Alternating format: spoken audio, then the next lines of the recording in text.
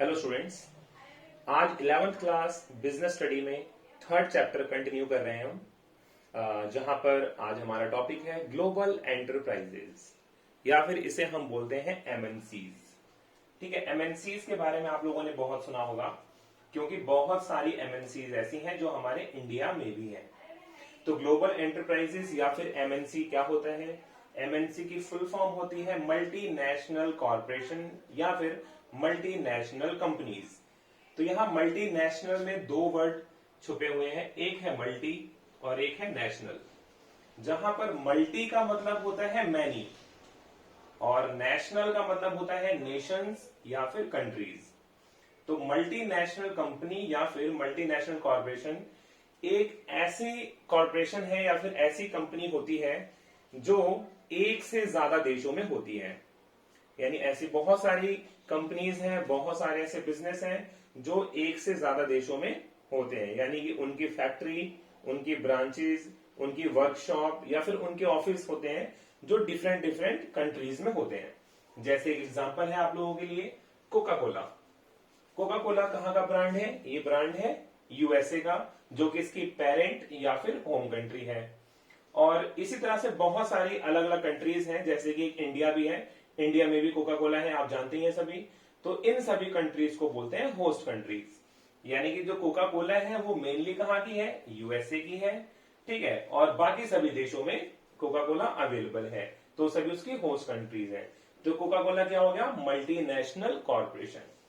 तो आप लोगों को अच्छे समझ में आ गया होगा, मल्टीनेशनल कंपनी या मल्टीनेशनल कॉरपोरेशन एक ऐसा बिजनेस जो दो या दो से ज्यादा देशों में पाया जाता है। तो corporation owns and manages business in 2 और मोर कंट्रीज। जो दो या दो से ज्यादा कंट्रीज में पाया जाता है उसको हम ग्लोबल एंटरप्राइजेस या फिर मल्टीनेशनल कंपनी बोलते हैं। ठीक है, फिर हम कंटिन्यू करते हैं इसके फीचर्स के साथ कि मल्टीनेशनल कंपनी के क्या क्या फीचर है। तो इसका पहला फीचर है ह्यूज कैपिटल रिसोर्सेज। यानी यहां पर ये ऐसी कंट्रीज होती हैं जहां पर काफी ज्यादा बाकी सभी बिजनेस फॉर्मेशन से अगर हम कंपेयर करें तो यहां पर कैपिटल की बहुत ज्यादा रिक्वायरमेंट होती है और कैपिटल भी बहुत ज्यादा यहां यूज होती है। तो कैपिटल के रिसोर्सेज भी यहां आसानी से अवेलेबल होते हैं। ये मार्केट से भी पैसा उठाते हैं, अपने शेयर्स भी इशू करते हैं, बैंक से लोन भी लेते हैं। बहुत सारे तरीके हैं जिस तरीके से अपने रिसोर्सेज को बढ़ाते हैं। दूसरा है जॉइंट साइज, यानी कि इसका साइज होता है वो बहुत ही बड़ा होता है, क्योंकि जैसा नाम है इसका मल्टीनेशनल कॉर्पोरेशन, तो ये एक से ज्यादा देशों में होती है, तो जाहिर सी बात है इसका साइज भी काफी बड़ा होता है। साइज बड़ा होने का मतलब कि पूरे मार्केट में इसने बहुत बड़ा एरिया कैप्चर किया होता है, उसका मतलब हमारे यहाँ साइज है। तीसरा है फॉरेन कोलैबोरेशन, यानी यहाँ पर जो कंपनीज होती हैं ये बाकी सभी दूसरी कंपनीज के साथ मिलकर कोलैबोरेट करती हैं।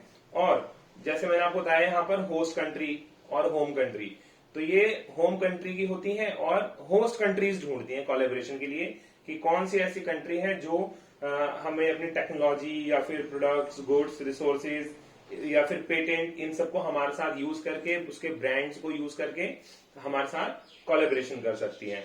ठीक है, तो इसका फीचर है फॉरेन कोलैबोरेशन के साथ ही चलता है, कोई जबरदस्ती आपके देश में आके कोई कंपनी नहीं ओपन कर सकता।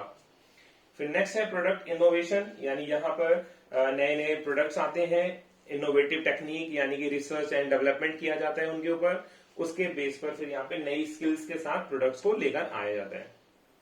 फिर नेक्स्ट इसका फीचर एडवांस्ड टेक्नोलॉजी, यानी यहाँ पर कोई भी अगर गुड्स यहाँ आते हैं तो वो सभी अच्छी टेक्नोलॉजी के साथ होते हैं, क्योंकि जो आपके देश में पहले से ही कोई चीज अवेलेबल है और अगर वही कोई दूसरा आगे सेल करेगा तो उसकी इतनी सेल नहीं होगी, लेकिन अगर उसकी टेक्निक हमसे काफी अच्छी है, एडवांस है, तो वो चीजें हमारे देश में जरूर सेल होंगी। इसलिए इनकी एक मेन फीचर है कि उनकी जो टेक्नोलॉजी होती है वो हमेशा एडवांस होती है। किसी भी चीज को अगर आप देखेंगे तो जो हमारी होम कंट्री के अंदर चीजें होंगी वो दूसरे देशों की कंट्री से आएंगी, इससे थोड़ा बेस्ट होती है, टेक्नोलॉजी थोड़ी अच्छी होती है। फिर नेक्स्ट है मार्केट स्ट्रेटजीज, यहाँ पर मार्केट स्ट्रेटजी पे बहुत ज्यादा फोकस किया जाता है, क्योंकि अगर मार्केट को अच्छे से नहीं समझा जाएगा तो फिर इस चीज को हम अच्छे से अपने किसी भी देश में इसको अच्छे से नहीं ला पाएंगे, लागू नहीं कर पाएंगे। जैसे एडवर्टीजमेंट के ऊपर काफी पैसा खर्च किया जाता है, प्रमोशन की एक्टिविटी, प्रमोशन टेक्निक्स, इन सब के ऊपर काफी ज्यादा पैसा खर्च होता है ग्लोबल एंटरप्राइज। तो इसका फीचर है कि यहाँ पर मार्केट स्ट्रेटजीज को बहुत ज्यादा ही फॉलो किया जाता है। अब जैसे इंडिया में अगर कोई चीज आएगी तो इंडिया के ही पर्सन होंगे, इंडिया के अच्छे स्किल्ड लोग होंगे जो इन स्ट्रेटजीज को अच्छे से जानेंगे। यहाँ का कस्टमर कैसा है, कस्टमर को किस चीज की नीड होती है, ये सब चीजें यहाँ पर बताई जाएंगी जितनी भी एमएनसी हमारे देश में आती हैं, जिससे वो अच्छे से हमारे कस्टमर के ऊपर, मार्केट के ऊपर रिसर्च कर सकें और उस स्ट्रेटजी के अकॉर्डिंग ही अपने गुड्स को यहाँ पर लेकर आए।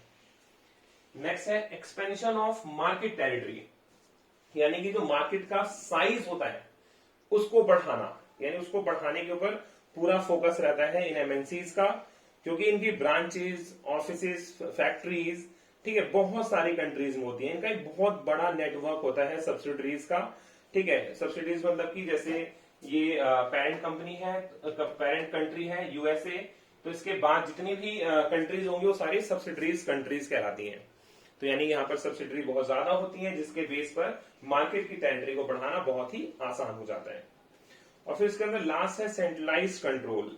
देखिए, आपको पता है कि यहाँ पर बहुत सारे देशों में इनके हेडक्वार्टर्स हैं, बहुत सारे देशों में इनकी ब्रांचेस होती हैं, फैक्ट्रीज होती हैं, लेकिन इनका मेन जो मैनेजमेंट होता है, कंट्रोल ब्रांच जो कंट्रोलिंग होती है, वो इसकी मेन ब्रांच यानी जो होम कंट्री है वहां से होता है। अब जैसे कि कोका कोला ब्रांड, जैसे इसको मैं लेके चल रहा हूँ बार बार एग्जाम्पल में, तो ये मेन कहाँ का है, यूएसए का है, लेकिन इंडिया के जैसे बहुत सारी कंट्रीज के अंदर कोका कोला इस समय फेमस है, अच्छा ब्रांड है और ये काफी ज्यादा पॉपुलर भी है।